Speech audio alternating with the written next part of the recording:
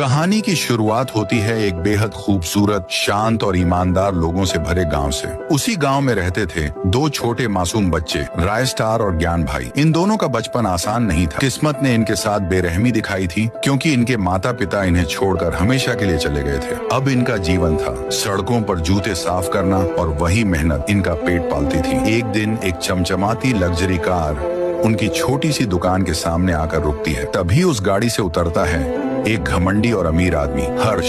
वह अकड़ते हुए ज्ञान भाई से कहता है, ए छोकरा, चल मेरा जूता साफ कर। ज्ञान बिना कुछ कहे झुककर जूता साफ करने लगता है, लेकिन गलती से कीचड़ उसके महंगे कपड़ों पर लग जाता है। हर्ष गुस्से से लाल होकर एक जोरदार थप्पड़ मारता है। साले गरीब, पता है ये कपड़े कितने महंगे हैं? वह चला जाता है। ज्ञान भाई दर्द भरी आवाज में कहता है, भाई एक दिन हम इतने अमीर बनेंगे कि ये लोग हमसे नौकरी मांगेंगे, और उस दिन हम इन्हें उनकी औकात याद दिलाएंगे। 20 साल बाद एक नया आधुनिक गांव, जहां एक राजमहल जैसा घर खड़ा है। उस महल के मालिक कोई और नहीं, वही दो दोस्त राय स्टार और ज्ञान भाई हैं। अब वे शहर के सबसे बड़े बिजनेसमैन बन चुके हैं। पूरा गांव उनकी इज्जत करता है। हर बड़ा फैसला उनकी सलाह से होता है। एक दिन महल के बाहर आकर रुकती है एक पुरानी और जर्जर कार। उसमें से उतरता है हर्ष, और उसे काम चाहिए। वो हाथ जोड़कर कहता है, एक जरूरी काम है जो सिर्फ आप कर सकते हैं। राय स्टार शांति से कहता है, काम मैं कर दूंगा, लेकिन एक शर्त है।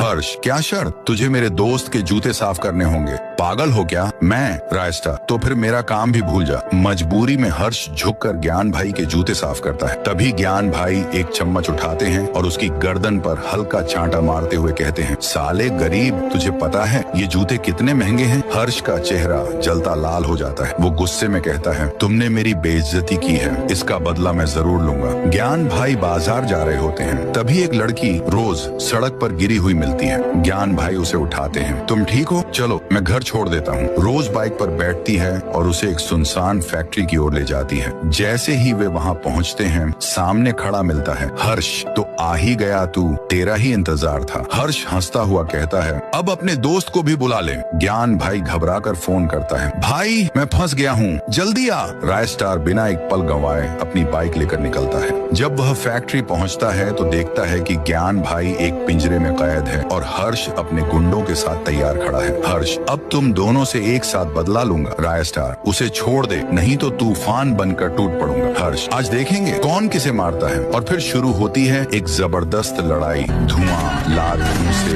गोलियां, अंत में धुआं छंटता है। हर्ष अपने आदमियों के साथ जमीन पर गिरा होता है। राय स्टार और ज्ञान भाई शेरों की तरह खड़े होते हैं।